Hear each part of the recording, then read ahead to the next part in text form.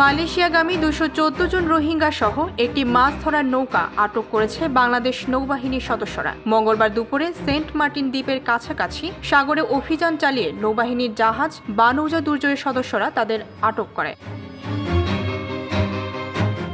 নৌবাহিনী সূত্রে জানা যায়, নৌবাহিনীর জাহাজ বানৌজা দুর্জয় সেন্ট মার্টিন থেকে 44 নটিক্যাল মাইল দক্ষিণ পশ্চিমে টহলরত অবস্থায় এফবি কুলসুম নামের মাছ ধরার নৌকাটির সন্দেহজনক গতিবিধি লক্ষ্য করে নৌকাটিকে আটক করে। নৌবাহিনীর সদস্যরা এই সময়ে নৌকাটিকে তল্লাশি চালিয়ে 214 জন যাত্রীকে আটক করেন,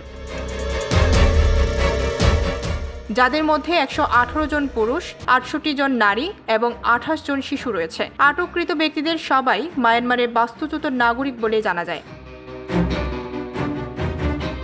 নৌবাহিনী জানায়, প্রাথমিক জিজ্ঞাসাবাদে রোহিঙ্গারা জানিয়েছে তারা সবাই মালয়েশিয়ায় অবৈধভাবে প্রবেশের উদ্দেশ্যে যাত্রা করেছিল। আইনানুগ ব্যবস্থা গ্রহণের লক্ষ্যে আটককৃত মাছ ধরার নৌকা ও মায়ানমারের বাস্তুচ্যুত নাগরিকদের বাংলাদেশ কোস্ট গার্ড স্টেশনে হস্তান্তর করা হয়েছে। জানা যায়, নৌকাটি সোমবার দিবাগত রাতে কক্সবাজার জেলার টেকনাফ থানাধীন শাপলাপুর এলাকা থেকে মালয়েশিয়ার উদ্দেশ্যে যাত্রা শুরু করে। নৌকাটি ন্যূনতম জীবন রক্ষাকারী সরঞ্জাম, পর্যাপ্ত খাদ্য, পানি ও সুরক্ষা ব্যবস্থা ব্যতীত যাত্রা শুরু করে, যা গভীর সমুদ্রে মানবিক বিপর্যয় সৃষ্টি করতে পারত বলে নৌবাহিনীর সদস্যরা জানিয়েছেন। নৌবাহিনীর তাৎক্ষণিক ও কার্যকর পদক্ষেপে এই বিপর্যয় প্রতিহত করা সম্ভব হয়েছে।